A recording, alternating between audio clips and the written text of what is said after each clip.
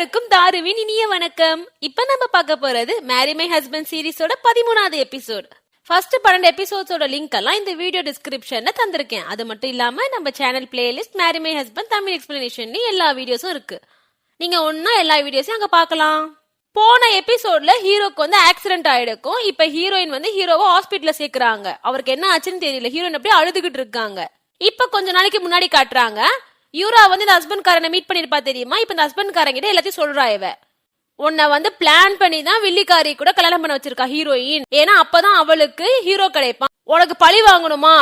என் கூட வந்து சேர்ந்துக்கோ. உனக்கே தெரியாம உன்னை வற்புறுத்தி கல்யாணம் பண்ண வச்சாங்க இந்த வில்லிய. அதே மாதிரி அவ எனக்கு ஹஸ்பண்டா வர வேண்டியவன பிடிச்சுக்கிட்டா. நம்ம 2 பேரும் அவளை பழி வாங்குவோம், என் கூட சேரு அப்படிங்கிற மாதிரி யூரா சொல்றாங்க. அதுக்கு இந்த ஹஸ்பண்ட்காரன் ஓகே சொல்றாங்க.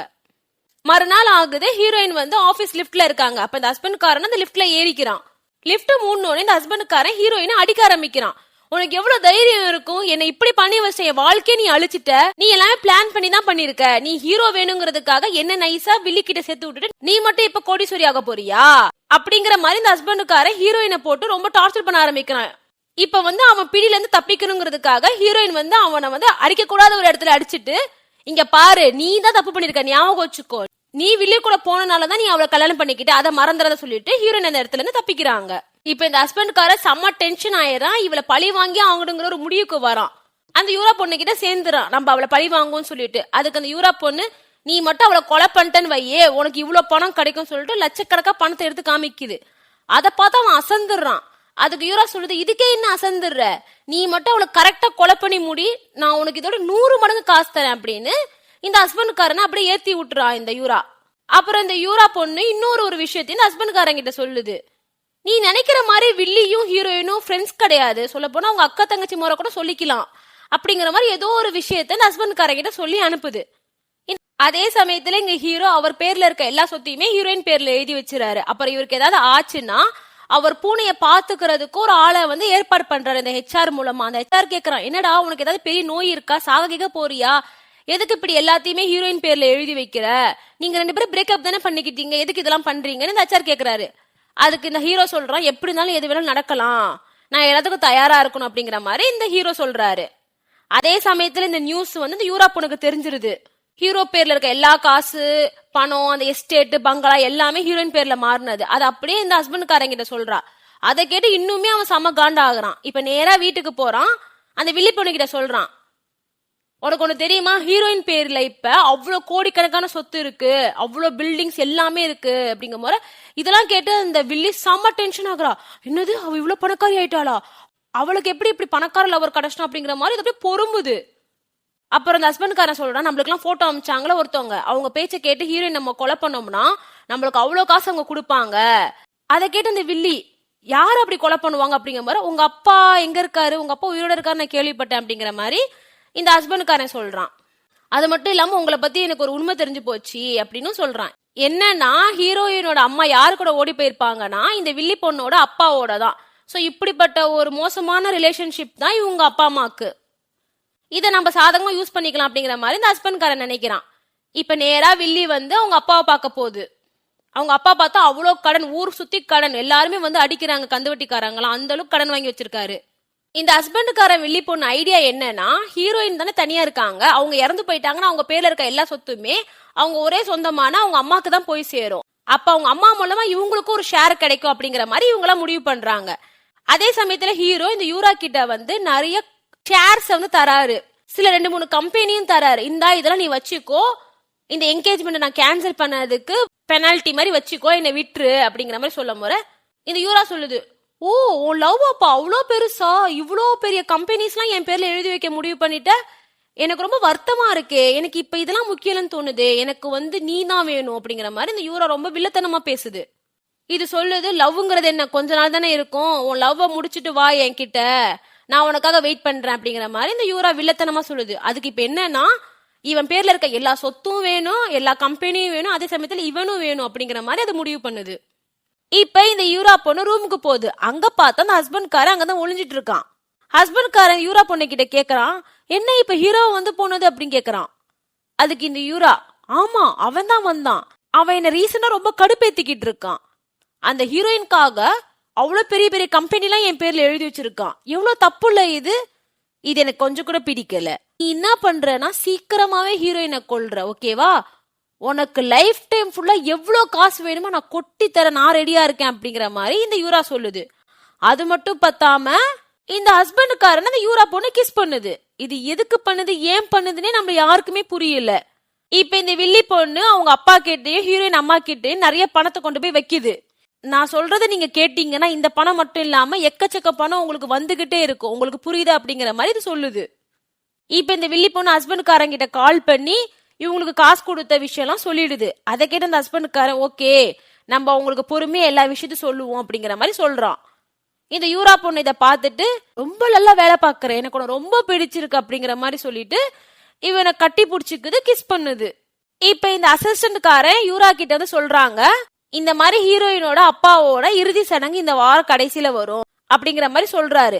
அதை கேட்ட இந்த யூரா பொண்ணு சரி அப்ப ஒரேடி அவளையும் அப்ப கொலை பண்ணிடலாமே அப்படிங்கிற மாதிரி இவன் முடிவு பண்றா. அதே மாதிரி இந்த வார கடைசி ஆகுது. ஹீரோயின் வந்து அவங்க அப்பாவை பாக்குறதுக்காக அவர் தகனம் பண்ண இடத்துக்கு போறாங்க. இங்க இதே சமயத்துல ஹீரோக்கு அந்த ஹெச்ஆர் கால் பண்ணி சொல்றாரு, ஏன்பா நீ தப்பு பண்ணிட்டப்பா, எல்லாத்தையும் ஹீரோயின் பேர்ல எழுதி வச்சிருக்கல, அது தப்புன்னு எனக்கு தோணுது. ஏன்னா இப்ப ஹீரோயினோட அம்மா ஒரு லாரிய வாடகைக்கு எடுத்திருக்காங்க. எதுக்கு எடுத்திருக்காங்க, ஏன் எடுத்திருக்காங்கன்னு தெரியல, ஏதோ சம்திங் தப்பு நடக்க போதுங்கிற மாதிரி எனக்கு தோணுது அப்படிங்கிற மாதிரி இந்த ஹெச்ஆர் சொல்றாரு. ஹீரோ வந்து இப்ப அந்த லாரி எங்க இருக்கு, எனக்கு அந்த அட்ரஸ் மட்டும் அனுப்பி நான் பாத்துக்கிறேன்னு சொல்லிட்டு இவர் கிளம்புறாரு. ஹீரோ வந்து கார்ல வரச்செல்லாம் ஹீரோயினுக்கு கால் பண்ணிக்கிட்டே இருக்காரு. ஆனா ஹீரோயின் காலே எடுக்க மாட்டேங்கிறாங்க.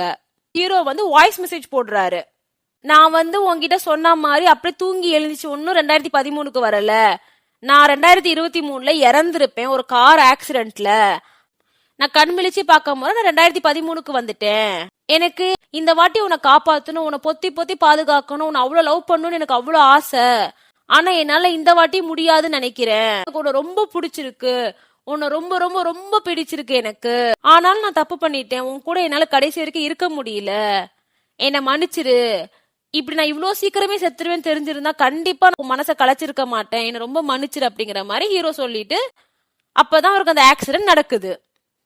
இப்ப ஹீரோவை ஹாஸ்பிட்டல் சேர்த்திருப்பாங்களா ஹீரோயின், இப்பதான் அந்த வாய்ஸ் மெசேஜ் இவங்க கேக்குறாங்க. அவங்களுக்கு அப்ப பேட்டரி இருந்திருக்காது போன்ல, அதனால அப்ப அவங்களுக்கு கால் போயிருக்காது, மெசேஜ் போயிருக்காது. ஹீரோயின் அந்த மெசேஜ் எல்லாம் கேட்டுக்கிட்டு இருக்காங்க. இங்க இதே சமயத்துல இந்த வில்லி பொண்ணும் அந்த ஹீரோயின் அம்மாவும் இருக்காங்களா, அவங்க ரூம்ல உட்காந்து பேசிக்கிட்டு இருக்காங்க. ஹீரோயினை கொல்ல போனது அந்த வில்லியோட அப்பா தானே, இவங்க வெயிட் பண்ணிட்டு இருக்காங்க ரிசல்ட்டுக்காக. இந்த அம்மாக்காரி பரபரப்பா இருக்கதை பார்த்து அந்த வில்லி சொல்லும், உலகத்திலே ஒன்ன மாதிரி சூப்பர் அம்மா கிடையாது, தான் பொண்ணு சாவணுங்கிறதுக்காகவே உட்காந்து போனையே பாத்துக்கிட்டு இருக்க, இவ்வளவு கேவலமான பிறவி நீ அப்படிங்கிற மாதிரி இந்த வில்லி பொண்ணே சொல்லுது.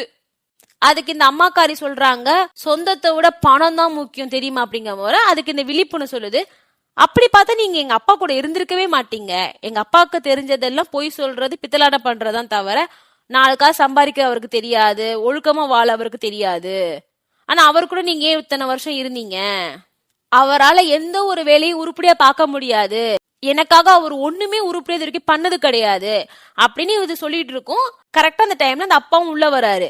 அவர் ரியாக்ஷனை வச்சு இந்த வில்லி பொண்ணு கண்டுபிடிச்சிருது, என்ன இந்த வாட்டி நீ சொதப்பிட்டியா, உனக்கு இதேதான் வேலையா அப்படிங்கிற மாதிரி இந்த வில்லி பொண்ணு கத்த ஆரம்பிக்குது. இங்க இந்த ஹஸ்பண்டுக்காரன் இந்த யூரா பொண்ணு கையை அமுக்கி விட்டுட்டு இருப்பான். அப்ப கரெக்டா அந்த அசிஸ்டன்ட்காரன் வந்து யூரா கிட்ட சொல்லிடுவான் இந்த மாதிரி சொதப்பின விஷயங்கள்லாம். அதை கேட்ட அவ ஒன்னும் இல்ல, எல்லாத்தையும் நான் பாத்துக்கிறேன், நீ என்ன பண்றனா உனக்கு எதுவுமே தெரியாது புரியுதா அப்படிங்கிற மாதிரி இந்த ஹஸ்பண்டுக்காரங்கிட்ட சொல்லி அனுப்புது. அது இப்ப இந்த ஹஸ்பண்டுக்காரன் அந்த ரூமுக்கு வந்து பாக்குறான். பார்த்தா அந்த வில்லி பொண்ணு அங்க இருக்க எல்லா பொருளையும் எடுத்து உடச்சிக்கிட்டு இருக்கு. ஏய் எதுக்கு நீ இப்படி பண்ணிக்கிட்டு இருக்க அப்படிங்கிற மாதிரி இந்த ஹஸ்பண்டுக்காரன் கேக்குறான். அதுக்கு இந்த வில்லி பொண்ணு கத்தி அழுகுது, எங்க அப்பா இந்த வாட்டி என்ன தனியா தவிக்க விட்டு போயிட்டாரு, இந்த வாட்டி என்ன ஏமாத்திட்டு போயிட்டாரு, இந்த வாட்டியுமே என்ன அவர் கண்டுக்கவே இல்ல, எங்க அப்பா எப்ப பார்த்தாலும் என்னை விட்டு ஏன் இப்படி போய்கிட்டே இருக்காரு, நான் என்ன தப்பு பண்ணேன், எல்லாமே அந்த ஹீரோயின் மேலதான் தப்பு, அவதான் தப்பு, அவனாலதான் எங்க அப்பா என் கூட இல்ல அப்படிங்கிற மாதிரி இது அப்படி அழுகுது. இந்த ஹஸ்பண்டுக்காரன் சொல்றான், ஏய் இப்படி கத்தி கத்தி மாட்டி விட்டுறாத எல்லார்கிட்டையும், நம்ம இந்த இடத்துக்கு வரல, நம்ம 2 பேரும் நம்ம வீட்டுலதான் இருந்தோம் புரியுதா அப்படிங்கிற மாதிரி இந்த ஹஸ்பண்ட்காரன் சொல்றான். வில்லி அப்பாவும் ஹீரோயின் அம்மாவும் இருக்காங்களா, அவங்க 2 பேரும் மறுபடியும் எங்க கண்காணாத இடத்துக்கு போயிடுறாங்க. இப்ப ஹாஸ்பிட்டலுக்கு தாத்தா அந்த புது ஃப்ரெண்ட் எல்லாருமே வந்துடுறாங்க ஹீரோ பாக்குறதுக்காக. இப்ப இந்த ஹெச்ஆரும் வேற ஒரு ஆளுமே பேசிக்கிட்டு இருக்காங்க, இந்த மாதிரி எல்லாத்துக்கும் காரணம் இந்த வில்லியோட அப்பா தான் அப்படிங்கிற மாதிரி. அதை ஹீரோயின் வந்து கேட்டுறாங்க, என்னது வில்லி, அவ என்ன இங்க பண்ணா அப்படிங்கிற மாதிரி இந்த ஹெச்ஆர் கிட்ட கேட்கும் போது இந்த ஹெச்ஆர் எல்லா உண்மையும் அவருக்கு தெரிஞ்சது எல்லாத்தையுமே ஹீரோயின் கிட்ட சொல்லிடுறாரு. இங்க ஹீரோக்கு ஆபரேஷன் போய்கிட்டு இருக்கும். அவரோட உயிரை காப்பாத்துறதுக்காக டாக்டர்ஸ் எல்லாம் பயங்கரமா போராடிக்கிட்டு இருப்பாங்க. அதே சமயத்துல வெளியே ஹீரோயின், அந்த தாத்தா, புது ஃப்ரெண்டு, ஹெச்ஆர் சொல்லிட்டு எல்லாருமே ரொம்ப ஃபீல் பண்ணிட்டு இருப்பாங்க. அப்ப கரெக்டா டாக்டர்ஸ் எல்லாம் வெளியே வந்துருவாங்க. ஆபரேஷன் முடிஞ்சிருச்சு, ஆனா அவர் எப்ப கண்ணு திறப்பாருங்கிறது எங்களுக்கு தெரியல, கடவுள் தான் பாக்கணும் அப்படிங்கிற மாதிரி சொல்லும் போது தாத்தா ரொம்ப கத்த ஆரம்பிச்சிருவாரு. எப்படியாவது என் பேரை நான் காப்பாத்துங்க, நீங்க டாக்டர்ஸ் தானே, எப்படியாவது காப்பாத்துங்க அப்படிங்கிற மாதிரி அவர் அவ்வளவு ஃபீல் பண்ணுவாரு. இப்ப இந்த வில்லி பொண்ணு வீட்டுல உட்கார்ந்து இருக்கும். அப்ப பார்த்தா ஹீரோயின் கால் பண்ணுவாங்க. இது அடிச்சோம் புடிச்சோன்னு வேகமா ஓடி வரும் ஹீரோயினை பாக்குறதுக்காக. ஹீரோயின் இந்த வில்லி பொண்ணு கிட்ட கேக்குறாங்க, உன்னால என்னை விடவே முடியாத, என்னை விட்டு தொலைய, என்னை வாழ விடு அப்படிங்கிற மாதிரி இவங்க கேக்குறாங்க. அதுக்கு அந்த வில்லி பொண்ணு, நான் என்னடி பண்ணேன், எதுக்கடி இப்ப என்கிட்ட இருந்து கத்துற அப்படிங்கிற மாதிரி நல்ல பொண்ணு மாதிரி ஆக்ட் பண்ணிக்கிட்டு இருக்கும். ஹீரோயின் கேக்குறாங்க, எப்படி உன்னால ஒருத்தனை கொலை பண்ண கூட முடியுது பணத்துக்காக அப்படிங்கிற மாதிரி கேக்குறாங்க. அதுக்கு இந்த வில்லி பொண்ணு சொல்லுது, என்ன நீ பாட்டுக்கு ஏதோ பேசிக்கிட்டு இருக்க, உனக்கு ஒண்ணு தெரியுமா, என் வயிற்றுல இருந்த கரு உன்னாலதான் கலைஞ்சிச்சு தெரியுமா, நீ படுத்துற டார்ச்சர்ஸ்னால்தான் அது போச்சு அப்படிங்கிற மாதிரி இந்த வில்லி பொண்ணு சொல்லுது. ஹீரோயின் இப்ப கத்துறாங்க, எப்போ பொய் பொய் பொய் பொய், நீ சொல்றதெல்லாம் பொய், என்ன விடு அப்படிங்கிற மாதிரி கத்துறாங்க. ஹீரோயின் சொல்றாங்க, அவனுக்கு குறை இருக்கு, அவன் கூட எப்படி உனக்கு குழந்தை பிறக்கும், நீ பிரெக்னண்டா வேற இருந்தியே, இதை நான் நம்பணுமா அப்படிங்கிற மாதிரி ஹீரோயின் கத்துறாங்க. இப்ப இந்த வில்லி பொண்ணு முழுசா அந்த வில்லி ரூபத்தை ஹீரோயின் கிட்ட காமிக்குது. என்ன நீ கேட்டியே, என்ன எப்ப விடுவ, என்ன எப்ப விடுவ அப்படின்னு, நான் உன்னை சொல்லட்டா, உன்னை எப்பயுமே நான் விட மாட்டேன். ஏன் தெரியுமா, ஏன்னா உங்க அம்மா தான் எங்க அப்பாவை இழுத்துட்டு ஓடினாங்க, அதனால நான் எவ்வளவு தெரியுமா கஷ்டப்பட்டேன். என் சின்ன வயசுல எங்க அம்மா கிட்ட நான் மாட்டிக்கிட்டேன், எங்க அம்மா என்ன அவ்வளவு டார்ச்சர் பண்ணாங்க. அப்பதான் நான் கண்டுபிடிச்சேன், எங்க அப்பா இழுத்துட்டு ஓடின ஆளோட பொண்ணுதான் நீ அப்படின்னு சொல்லிட்டு. நான் டார்ச்சர் பண்ணு அப்பயே முடிவு பண்ணேன். அதுக்குதான் நீ தூங்கிட்டு இருக்கும் போது உன் பேக்ல இருந்து பர்ஸை எடுத்து அந்த கடைக்கார ஆன்டி திட்டம் போது நானே அதை எடுத்து கொடுக்குற மாதிரி கொடுத்தேன். நம்ம நட்பு ஸ்டார்ட் பண்ண இடமே பொய் தான். அப்புறம் ஒரு நாள் உங்க வீட்டுக்கு போயிருந்தோமே, உங்க அப்பா உன்னை எவ்வளவு நல்லா கவனிச்சாரு, உன் கூட வந்த எனக்குமே காசு கொடுத்தாரு, அவ்வளவு திறவியமா உங்க அப்பா வச்சுக்கிட்டாரு. அதெல்லாம் பார்க்கும் போது எனக்கு அவ்வளவு காண்டாச்சு. இப்ப நீயும் என்ன மாதிரி கஷ்டப்பட்டு இருந்தானா நான் அதை விட்டுருப்பேன். ஆனா நீ நல்ல வாழ்க்கைய வாழ்ற, உங்க அம்மாவால என் வாழ்க்கையே போயிடுச்சு. எனக்கு எங்க அப்பா தான் எல்லாமே, எங்க அப்பாவும் என்னை விட்டு போயிட்டாரு உங்க அம்மாவால தான். அப்ப முடிவு பண்ணேன், உன்னை அணுவா உன்னை சித்திரவதை பண்ணும் அப்படின்னு.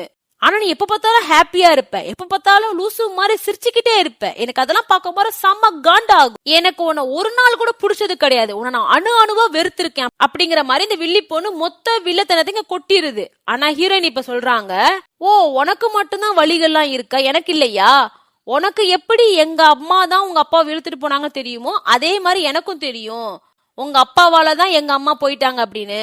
ஆனா நீ நினைச்ச மாதிரி நான் உன்னை பழி வாங்க நினைக்கல, உனக்கு அதிக அன்பு கொடுக்கணும்னு நினைச்சேன். நம்ம அம்மா அப்பா பண்ண தப்ப நான் போக்கணும்னு நினைச்சேன், நம்ம ரெண்டு பேருக்குள்ளேயும் அழகான நட்பு இருக்கணும்னு நினைச்சேன், உன்ன மாதிரி நான் இல்ல அப்படின்னு ஹீரோயின் சொல்றாங்க. அதுக்கு இந்த வில்லி சொல்லுது, ஏய் நடிக்காத, நீ எல்லாமே எனக்கு பண்ற மாதிரி பண்ணுவ, ஆனா கடைசியில எல்லாத்தையும் என்கிட்ட இருந்து எடுத்துப்ப, அந்த கேரக்டர் தான் நீ அப்படிங்கிற மாதிரி இந்த வில்லி சொல்லுது. இப்ப இதுக்கு ஹீரோயின் சொல்றாங்க, நீ இப்ப நரகத்துல இருக்கதான்னு நினைச்சுக்கிட்டு இருக்க, ஆனா உனக்கு இதோட பெரிய நரகம் உனக்கு காத்துக்கிட்டு இருக்கு, அது என்னால உனக்கு கிடைக்கும். நீ சொல்றல என்னாலதான் உனக்கு எப்பவுமே வாழ்க்கை கஷ்டமாகுதுன்னு, உண்மையில நான் அதை பண்ணி காட்டுறேன் அப்படிங்கிற மாதிரி ஹீரோயின் இந்த இடத்துல இந்த வில்லி பொண்ணு கிட்ட பேசிட்டு கிளம்பிடுறாங்க.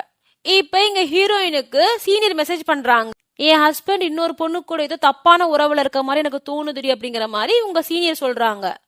அதே சமயத்துல இங்க சீனியரை காட்டுறாங்க, அவங்க ஹஸ்பண்டும் இன்னொரு பொண்ணு ஒன்னா இருக்கிறத நேர்ல பாத்துறாங்க. பாத்துட்டு அவங்களால அந்த இடத்துல இருக்கவே முடியல, ரோடோட நடக்க ஆரம்பிச்சிடுறாங்க. இத ஹெச்ஆரும் பாக்குறாரு, பின்னாடியே வராரு.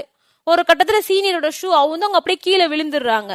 அப்ப இந்த ஹெச்ஆர் நீ எதுக்கு இப்படி லூசு மாதிரி அலைஞ்சுக்கிட்டு இருக்க, போய் அவன் கூட சண்டை போடு, அவனை அடி உத என்ன வேணாலும் பண்ணு, நீ ஏன் இப்படி ஒன்னையே கஷ்டப்படுத்திட்டு இருக்க அப்படிங்கிற மாதிரி இந்த ஹெச்ஆர் கேட்பாரு. அவர் மனசுக்குள்ள அவ்வளவு ஆதங்கம் இருக்கும். அதுக்கு இந்த சீனியர் சொல்லுவாங்க, நான் எல்லார்கிட்டயும் நல்லா தானே நடந்துகிட்டேன், எல்லார்கிட்டயும் நான் இறக்க குணமா தானே இருக்கிறேன், அதே மாதிரி தானே எல்லாருமே என்கிட்ட இருக்கணும், ஏன் என்னோட ஹஸ்பண்ட் இப்படி பண்ணா அப்படிங்கிற மாதிரி இந்த சீனியர் இந்த இடத்துல அப்படி அழுறாங்க. இப்ப இங்க யூராவை காட்டுறாங்க. இப்ப அவங்க கையில இருந்து செகண்ட் ஹீரோவோட போட்டோ இருக்கு. இப்ப யூரா செகண்ட் ஹீரோவோட ஹோட்டலுக்கு போறாங்க. செகண்ட் ஹீரோ கிட்ட கேக்குறாங்க, உனக்கு ஹீரோக்கு என்ன ரிலேஷன்ஷிப் அப்படி அப்படிங்கிற மாதிரி. இங்க இந்த வில்லி பொண்ணு அந்த ஹஸ்பண்டுக்காரன் போன்ல இருந்து யூரா நம்பர் எடுத்து வச்சுக்கிது. இப்ப ஹாஸ்பிட்டல்ல ஹீரோயின் ஹீரோவை பாத்துக்கிட்டு இருக்காங்க. அவங்க ரொம்ப ஃபீல் பண்ணிட்டு இருக்காங்க ஹீரோ நினைச்சு. அவங்க சொல்றாங்க, நான் உங்களை ரொம்ப லவ் பண்றேன், சீக்கிரமா தேறி வாங்க அப்படிங்கிற மாதிரி சொல்லிட்டே இருக்க போற இங்க ஹீரோக்கும் முழிப்பு தட்டிடுது. அவர் திரும்பி வந்துடுறாரு ஹீரோயின் கிட்டயே. அவர் முழிச்சோனே முதல் வார்த்தையா ஹீரோயின் கிட்ட நான் உன்னை ரொம்ப லவ் பண்றேன் அப்படின்னு தான் சொல்லுவாரு. ஹீரோயினும் நான் உங்களை ரொம்ப லவ் பண்றேன் அப்படின்னு சொல்லுவாங்க. இதோட இந்த எபிசோட் முடியுது. இந்த வீடியோ உங்களுக்கு பிடிச்சிருக்கும் நம்புறேன். பிடிச்சிருந்துச்சுன்னா கண்டிப்பா லைக் பண்ணி சப்போர்ட் பண்ணுங்க. நம்ம சேனல்ல நிறைய வீடியோஸ் இருக்கு. அதே மாதிரி டெய்லி நிறைய வீடியோஸ் வந்துகிட்டே இருக்கும். அதெல்லாம் உங்களுக்கு உடனுக்குடன் உங்க போன்ல நோட்டிபிகேஷன் வரணும்னா நம்ம சேனலை சப்ஸ்கிரைப் பண்ணிக்கோங்க. யூடியூப் நோட்டிபிகேஷன்ஸையும் ஆன் பண்ணி வச்சுக்கோங்க. நன்றி, பை.